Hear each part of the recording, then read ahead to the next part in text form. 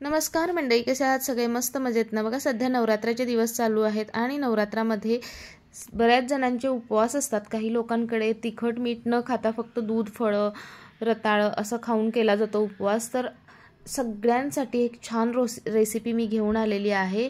अर्थात आज मी बनवणार आहे रताळ्याची बर्फी. तुम्ही बघू शकता, मी ही रताळ्यांपासूनच बनवलेली आहे. अगदी साधी सोपी आहे, कुणीही सहज बनवू शकेल इतकी सोपी आहे. तर बघा, इतकी छान रेसिपी बघण्यासाठी हा व्हिडिओ नक्की शेवटपर्यंत पहा, नक्की बनवून बघा आणि मग कमेंट करून नक्की सांगा. चला तर मग बघूया रेसिपी, पण त्याआधी चॅनलला सबस्क्राईब करा. बघा, इथे मी 2 रताळे घेतलेले आहेत.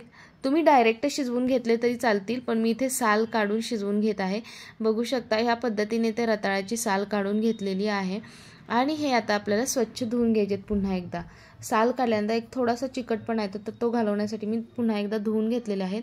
एका पातेल्यामध्ये पाणी गरम केले, उकळी काढलेली आहे आणि त्याच्यामध्ये हे रताळे टाकले. चिमूटभर मीठ टाकायचं आहे. जर मीठ चालत नसेल उपवासाला तुमच्या तर नका टाकू, स्किप करा.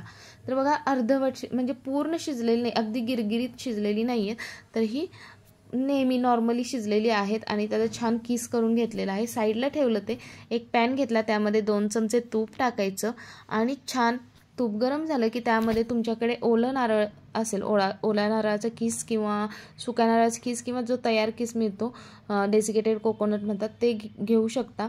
आणि ते छान लालसर होईपर्यंत परतायचे, कारण तर एक वेगळ्या प्रकारचं त्याला स्मेल येतो किंवा एक छान चव येते त्याला. आणि बघा, हे सगळं छान असं ना मिक्स करून घ्यायचे. परत त्यामध्ये रताळा टाकून, आता हे रताळे जे आहेत तर हे टाकून असं मस्त एकजीव करून घ्यायचं आहे. नारळाचं किस आणि ते सगळं एकजीव झालं की त्यामुळे वाटीभर साई सहित मी दूध टाकलेलं आहे. मलईदार जे दुधाचं साई बाजूला न काढता ते तसंच टाकलेलं आहे. साईमुळे खूप छान टेस्ट येते. त्यानंतर आपल्याला 1 वाटी साखर टाकायची आहे. तर मी इथे थोडीशी टाकून घेतली, आधी मिक्स करून घेते आणि पुन्हा दुसरी टाकते. तर बघा, इथे छान असं साखर आणि दूध टाकल्यानंतर हे मिश्रण जे आहे ते पातळ होतं थोडंसं. तर हे आपल्याला पातळ झालं म्हणून लगेच पॅनिक व्हायचं नाही आहे, तर त्यामध्ये थोडंसं वेट करायचं आहे. ते जसं जसं शिजेल तसं तसं ते घट्ट होत राहतं. आता बघू शकता, हे छान असं पातळ झालेलं आहे. त्यामध्ये पुन्हा मी 2 चमचे तूप टाकलेलं आहे आणि अगदी आपला हलवा टाईप झालेला आहे, इथे दिसतंय तुम्हाला.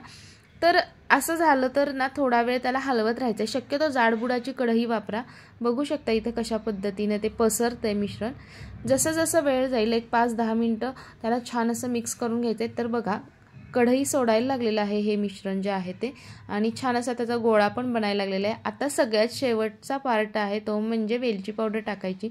सुरुवातीला टाकली तर त्याचा स्मेल इतका येत नाही किंवा इतका छान स्वाद वाटत नाही, तर त्यासाठी सगळ्यात शेवटी कोणताही पदार्थामध्ये टाकताना शेवटी वेलची पावडर वापरायची, जेणेकरून त्याचा स्वाद किंवा खाताना जी आपल्याला त्याचा स्मेल येतो तो खूप छान येतो. त्यासाठी शेवटी टाकायचं आहे. आता बघा, मिश्रण आपलं तयार झालेलं आहे वडीचं. तर एखादा तुम्ही डबा घेऊ शकता किंवा एखादी अशी प्लेट, ताट घेऊ शकता आणि त्यामध्ये छान तूप लावून घ्यायचं खाली आणि वरून हे सगळं मिश्रण काढायचं आहे. एखादी सपाट बुडाची वाटी असेल किंवा इव्हन प्लेट असेल छोटीशी, तर त्यांनी किंवा तुम्ही हाताने सुद्धा करू शकता, पण हाताला भाजू शकतं, म्हणून मी इथे आता स्पॅच्युलानी केलेलं आहे. बघू शकता, अशा पद्धतीने मिश्रण एकसारखं पसरून घ्यायचं आहे. छान असं मिश्रण पसरून घेतलेलं आहे. त्याला थोडंसं साईडनी चिरल्यासारखं दिसतंय, तर त्याला मी शेप देण्याचा प्रयत्न करते. तर इथे असं वडी आपण सेट करायला ठेवली आहे, म्हणजे छान पसरून घेतले. त्यावरती तुमच्या आवडीनुसार ड्रायफ्रूट्स टाका. मी इथे बदाम आणि पिस्ता टाकलेला आहे, छान तुकडे करून टाकलेले आहेत आणि थोडेसे हाताने हलके प्रेस करायचे. आता ही सेट करायला थोडा वेळ बाजूला ठेवावी लागेल, 1-2 तास. पण आपल्याला जर पटकन खायची असेल, गडबड असेल, लगेच तस खायची तर तुम्ही फ्रीजरलाही ठेवू शकता, मग ती घट्ट होते आणि वडी आपली तयार होते. तर बघा, इथे मी आता मला ॲक्च्युली फ्रेंडकडे न्यायची होती ही वडी, तर त्यासाठी मी ही फ्रीजमध्ये ठेवली होती सेट करायला आणि छान अशी सेट पण झालेली आहे. आणि मी आता ही कट करते आणि तुम्हाला दाखवते की कशा पद्धतीने ही वडी तयार झालेली आहे. तुमच्या आवडीनुसार लहान मोठा शेप कट करून घ्या वडीचा. मी चौकोनी शेपमध्ये मध्यम आकाराच्या अशा वड्या बनवलेल्या आहेत.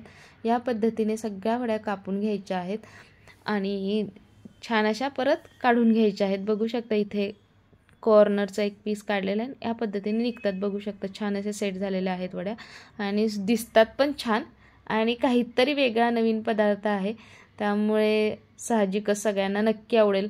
आणि हेल्दी पण आहे. तुम्ही एरवीसुद्धा उपवास नसेल तरीसुद्धा इथे खाऊ शकता. रेसिपी आवडली तर नक्की चॅनलला सबस्क्राईब करा, लाईक करा, शेअर करा आणि शेवटपर्यंत बघितलं म्हणून खूप खूप खूप धन्यवाद. थँक्यू.